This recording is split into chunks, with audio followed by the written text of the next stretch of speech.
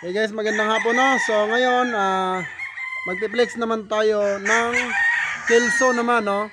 So itong hawak ko ay isang John Bishop Kelso na broodstag. Guys, so tignan niyo itsura.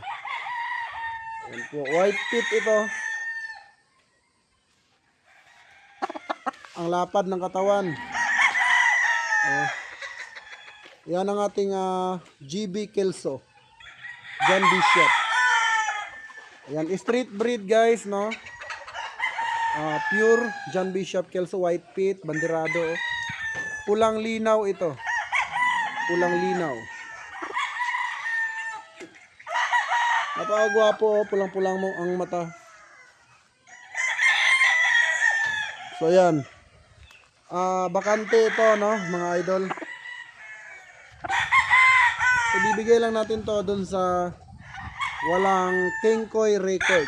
So yung mga King Koy record na sinasabi ko, yun yung umabot na ng 5 buwan sa pagtatanong. So hindi ito mapupunta sa kanila dahil 5 buwan na nga silang puro tanong. So yung tinatawag na King Koy record.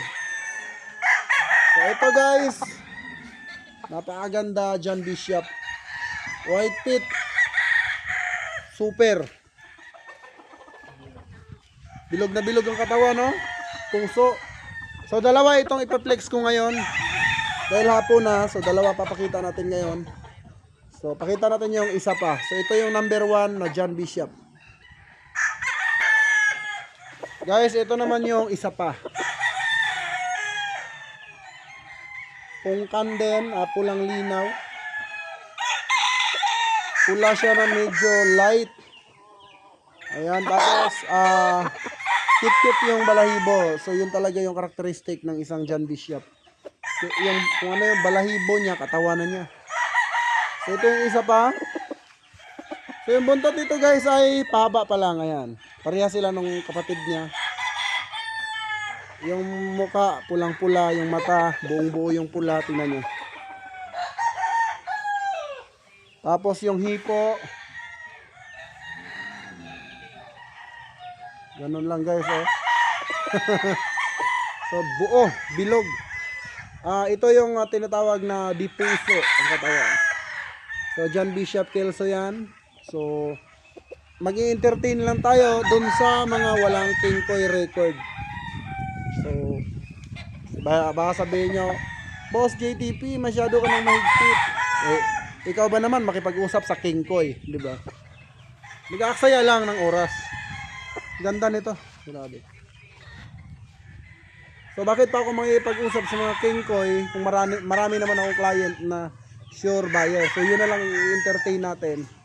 Yung mga hindi ko pa na-entertain, yun ang bibigyan natin ng chance para makausap natin. Pero yung na-entertain ko na at yung tanong 1,000 na, tapos tanong pa rin ng tanong. So pasensya na kayo, i-ignore ko talaga kayo sa messenger, no? So kung napapansin nyo na hindi na ako nagre-reply sa inyo, naka-ignore na po kayo nyan. So yan po ang ating John Bishop Kelso. Guwapo.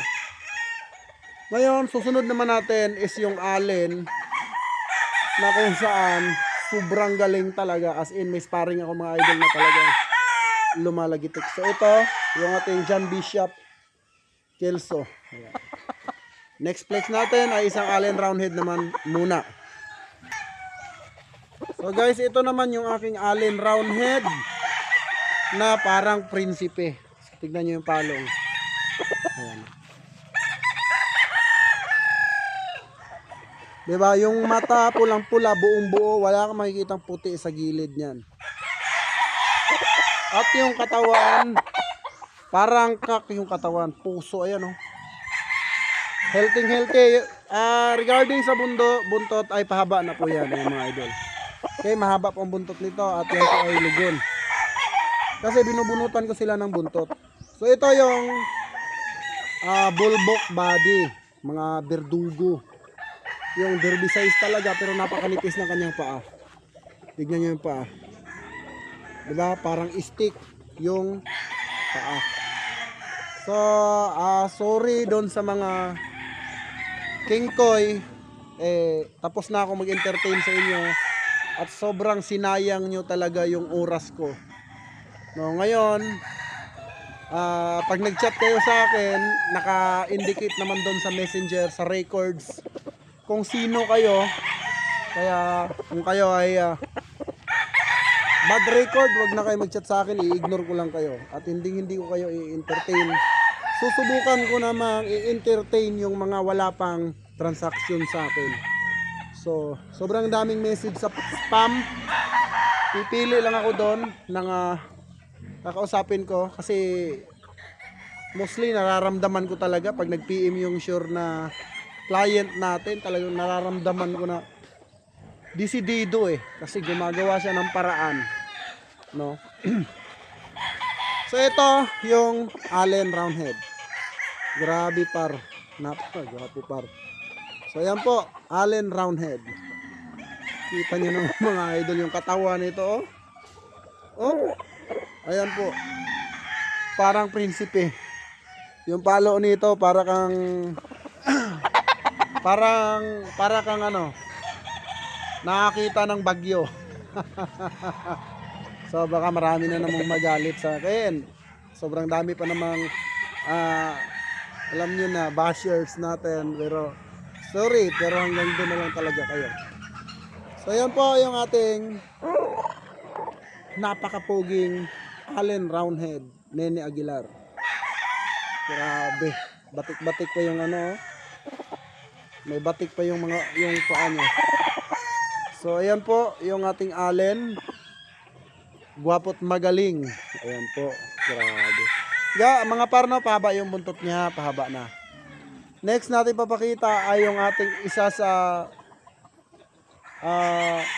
pinaka super na dark Allen, na ito ay na-upload ko na sa aking Facebook dun sa isa kong account. So papakita ko ngayon din mga idol. So tara, let's siguro. So guys, itong hawak ko, yung sparring nito, grabe.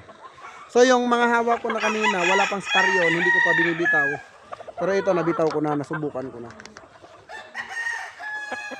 Ito yung wine red ko na nasyonal na Allen Roundhead. Ito ay dark Allen guys, grabe. Tignan nyo yung paa. Itim yung kanyang tahid, tapos yung yung paa niya dilaw na may pagkabatik-batik. Street breed po ito.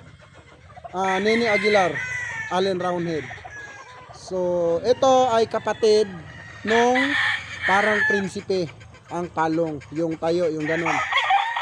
So siya kasi humiga. Ayan, yung ganon ang palong. Pero siya humiga wala tayong magagawa. Grabe, sobrang galing. Power, speed, matalino. Napakagwapo gawing broodstag. So guys, ang tatay nito napakamahal ng bili ko, tapos yung out ko dito napakamura. Grabe, sobrang gwapo. Itim pa yung kuko guys. So hanggang dito na ang ating vlog guys, kasi sobrang dami ko pa talagang ipapadeliver ngayong araw, no? So sumingit lang talaga ako para sa inyo. So yun lang, maraming salamat ulit sa mga solid subscribers ng GTP. At gaya nga ng sinabi ko, always support your passion no matter what happen. Alright, so yun lang mga idol. At abangan nyo ulit ang ating vlog tomorrow. So araw-araw na po tayong mag-vlog. Napakaganda.